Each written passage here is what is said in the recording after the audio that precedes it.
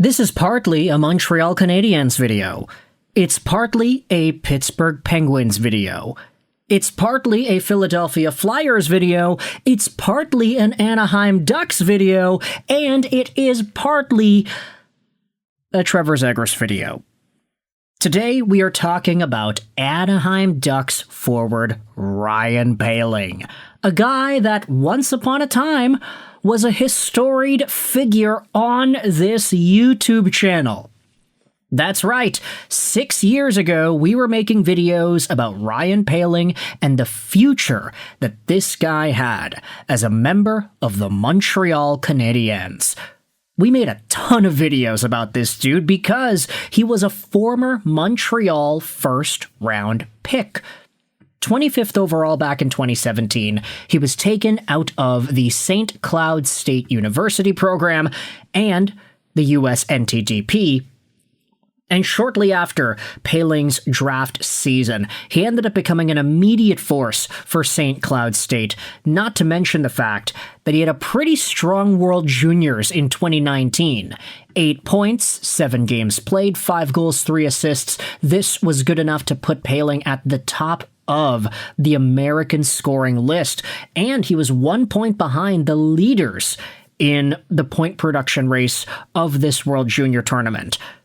Now, I just wanted to say as well, look at this, man. 2019, the top guys at the World Juniors had 9 points each.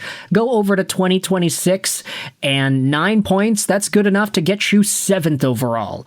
A whole bunch of guys have been scoring way more at the World Junior tournament these days, and it's not even really surprising. Hockey has gotten better. Scorers are getting stronger, goalies are getting worse, and Ryan Poehling is potentially one of the biggest examples of a time that was where everything was flipped on its head. But Ryan Poehling, despite the fact that he did make his Montreal Canadiens debut against the Toronto Maple Leafs in 2019, he had scored a hat trick and then he got the shootout goal too. This guy had a night to remember, and for a good few months, he was the #1 NHL player of all time in goals and points per game. But then quickly after, he had 2 points in 27 games the next season. Give him some time in Laval, and you will acknowledge that Ryan Poehling just never really was able to get it together. And despite the fact that we had all these conversations about, oh, he's a top 10 prospect, and he did all this stuff, and he was a great signing, and I remember this video in particular was a very well-received commentary about what Poehling could be. Long story short, this guy was seen as a very solid middle six penalty-killing center who plays a hard game at 6'2", 205. The kind of guy that's not going to necessarily be a Nick Suzuki type, but if he is your reliable shutdown third-line guy on a cup-winning team, you're probably happy with that. Give it a few years, and Ryan Poehling finds himself in Pittsburgh. He gets 28 points in 77 games. He then finds himself in Philadelphia. 31 points, 68 games played this most recent season. Not bad. Definitely better than what he had done as a member of the Montreal Canadiens. But Ryan Poehling was still on the move. He found himself out of Philadelphia and into Anaheim because he was the main player piece coming back over to the Ducks in the Trevor Zegras trade. Now, we have made ample videos about Zegras, the situation in Anaheim, the fact that Pat Verbeek has a specific style of player that he values. He values guys that play a big game, that are big, and that can control the perimeters and the insides physically. Zegras is a lot more of a wizard magician with the puck on his stick, with the tape and everything sticking around. He's doing Michigans, he's throwing it out in front to Sonny Milano, he's doing all this stuff. Ryan Poehling fits a lot more of the style of what Pat Verbeek likes, alongside of these guys like Isaac Lundestrom, Leo Carlsson, Cutter Gauthier, Roger McQueen. These big, powerful names that are just hard to shove off the puck. Zegras wasn't that, and he wasn't fitting with the mold that Pat Verbeek had for his hockey team. So Zegras ends up getting traded to Philadelphia. He puts up 67 points in 81 games his first season there, a new career high. Awesome to see that for a skilled player under Rick Tocchet. And now he's got 4 points in 4 playoff games for the Flyers. That's not bad. What a playoff debut for Trevor Zegras. But for Ryan Poehling, a guy that was always going to be seen as worse than Zegras. A lot of people would look at Z and say, yeah, the guy has had 60-plus point seasons. He was on the cover of the video game. He was an all-star representative in a special edition capacity doing the blind dodgeball stuff.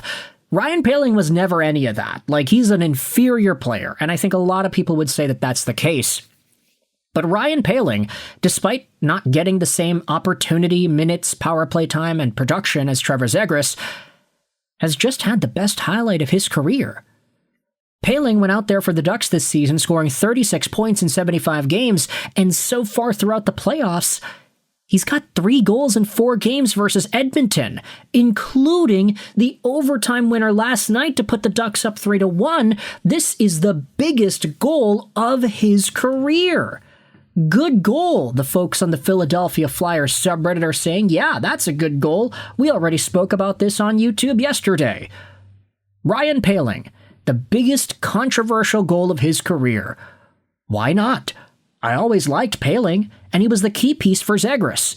He scores the OT winner, the puck squeezes under the pads, and he is skating by and notices. The goal gets called on the ice, which some believe never should have been called to begin with. And if you're on Twitter, check out Ryan Whitney's post. He is going ballistic. Good goal, Ducks up 3-1. As a Flyers fan, I hate the Ducks. As a human, I hate Stan Bowman. This is a weird one, though.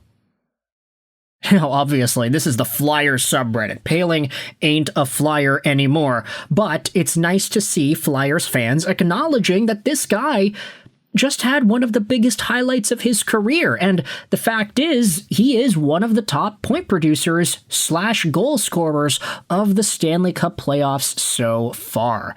Take a look at the list. Jackson Lacombe, double point per game guy. He has been torching Edmonton alive.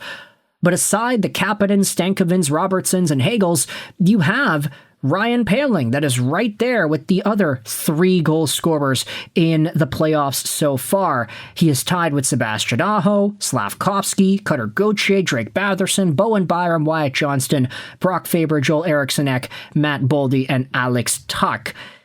It's a pretty good list of names to be compared to, especially for a guy that's getting about 15 minutes of time on ice per game. It's not a lot, but he makes do with what he has, and Ryan Poehling, all of a sudden, is providing the same value to Anaheim today that a lot of us thought he would be able to bring Montreal years and years ago. It's kind of funny, like, Poehling is exactly what we thought he would be, just with a different team. Yes, maybe it took him a little bit of time to get there, he's 27 years old already, but still, we were having all these conversations about ceiling and whatnot, and this was a pretty big discussion on how good he would be. I don't think anybody thought that Poehling was first-line caliber potential, but top 6? That was like the upper ceiling, right? I think there was a big idea that said that if Ryan Poehling was on a Stanley Cup contender, he wouldn't be top 6. He'd be like a really good penalty kill shutdown third-line guy. And maybe I'm talking out of my behind. Maybe in the video 6 years ago, I was like, yeah, this guy's going to get 100 points. But either way, there is a lot to like out of Ryan Poehling today. There's a lot of appreciation for his game and the style he plays. And him scoring a very Patrick Kane-esque overtime goal to win Game 4 yesterday definitely puts the icing on the cake. Let me know your thoughts in the comment section below about Ryan Poehling and how he has turned around his career since his Montreal days. I hope you enjoyed this video. And bye.